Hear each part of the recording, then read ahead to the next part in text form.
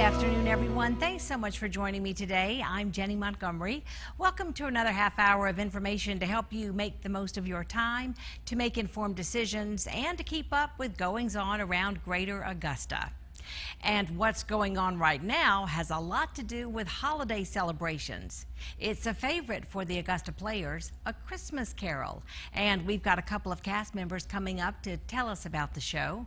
Also, Christmas tree lightings and parades are well underway. We are pretty excited around Television Park because the 2019 Augusta Christmas Parade is coming up this weekend, and it's returning to a nighttime parade. It's coming up this Saturday, December 14th.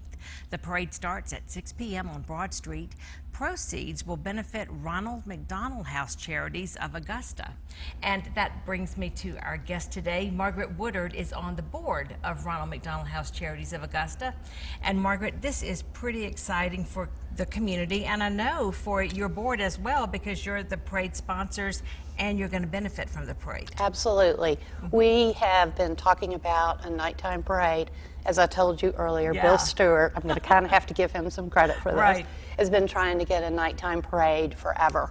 And when Ronald McDonald House took over the parade a couple of years ago, it got rained out last year, and we didn't reschedule it. So when we came here a few weeks ago to talk about you all being the sponsor, it came out again, and it's like all the stars aligned, and we were like, let's do a nighttime parade. That's great. So it will really be fun because everything's pretty downtown. All the lights will be up, and there will also be activities on the Augusta Common. At 4 o'clock, in fact, before the parade, you can come a little bit early, come at 4, and you'll see the 12 Bands of Christmas concert at the Common, and then you can just make your way over to Broad Street and line up to watch the parade. So are you excited? Do we have a lot of entries this year? We are getting, our phones are ringing off the hook. In fact, the deadline has extended to December 6th. Okay. Because there's been so much interest in it. We are having a lighted window building contest this year as well to kind of light up Broad Street for the parade, and we're going to be judging that Thursday night. So you want the people who own the buildings, the different businesses and all, to just light up their exteriors too. Right. Fun. So we're going to judge that, and then the parade will start at 6 o'clock December 14th, and it's the same route. The eastbound lanes of Broad Street from 13th down to 6th, same route. And we're just excited. We think it's just going to be fun this year. And Santa Claus will bring up the rear on the fire truck. Santa will be there, and then there'll be family activities in the Common afterwards. Right. So the tree in the Common will be lit up this Friday. So you got a week to come enjoy seeing what downtown looks like. Yeah. I think one of the reasons that we did this, Jenny, was we used to do all these activities in one day. And that was a long day for family with children. Sure. And we also competed with football. That was always a competition. Always. So last year, because it rained, we partnered with Peace for the Holidays, the city concert series, on a Friday night, lit it up, and then did the parade. We didn't schedule the parade, but I think what this does is gives all of us like 3 or 4 chances to come downtown. And enjoy the holidays and shop and eat. So the parade is going to be the highlight, though, I feel, this year. I think it is really exciting, and I know a lot of folks, especially around here, like I said, are very excited because it is a nighttime parade once again, and it will be fun to see the floats that have, the lights on the floats and all that sort of stuff. It'll be a lot of fun. It will be. Really looking forward to it. Now, Ronald McDonald House Charities, you do so much to support the families of sick children at the Children's Medical Center, the Children's Hospital of Georgia. How do the holidays impact what you do there? I think the holidays in particular can you imagine the traveling with a sick child, over the holiday period? And, our goal is to keep the families close together. I mean, that's kind of our motto.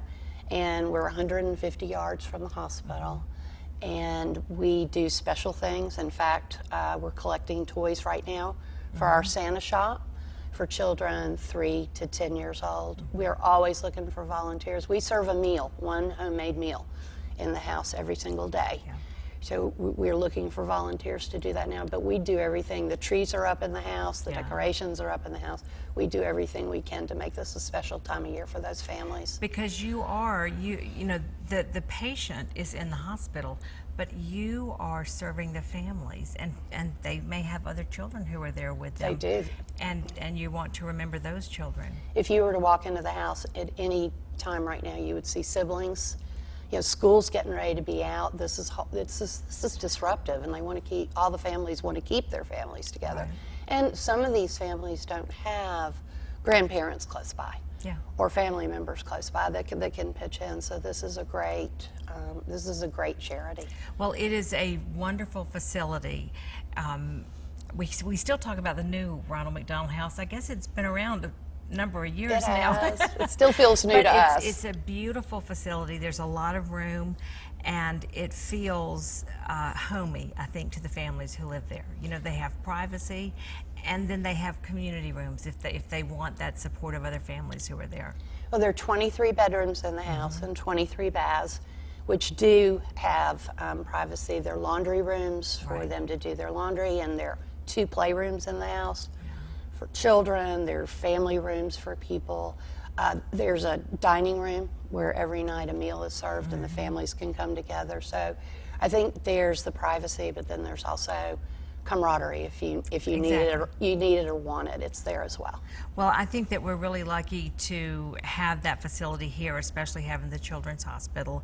And it's awesome that we do have volunteers in the community. A lot of different church groups come and support the Ronald McDonald House, and a strong board always makes a big difference.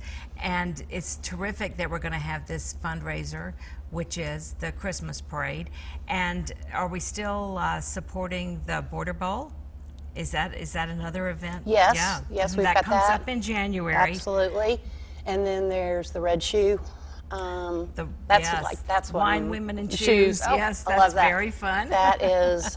This will be my 4th year. I love that event. That's coming up, and it's these events, you know, raise a lot of money for the house, but it's our corporate sponsors like you all here. It's people out in the community that are donating all the time that really that makes it so special. That's terrific. That's terrific. Well, we want you to see one more time when the parade is. It's coming up this Saturday, listen to me, Saturday, December 14th.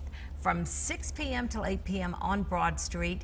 And again, if you come early, come downtown around 4 o'clock, and you'll see the 12 Bands of Christmas concert on the Augusta Common. So, Margaret Woodard, thank you so much for being with us today and for talking about the us. parade. And I know it's going to be a really fun event this coming weekend. Coming up next on Jennie, it's an annual tradition for the Augusta Players, a Christmas carol. We'll tell you when you can see the Dickens classic set to music, and you'll meet some of the players coming up right after this break.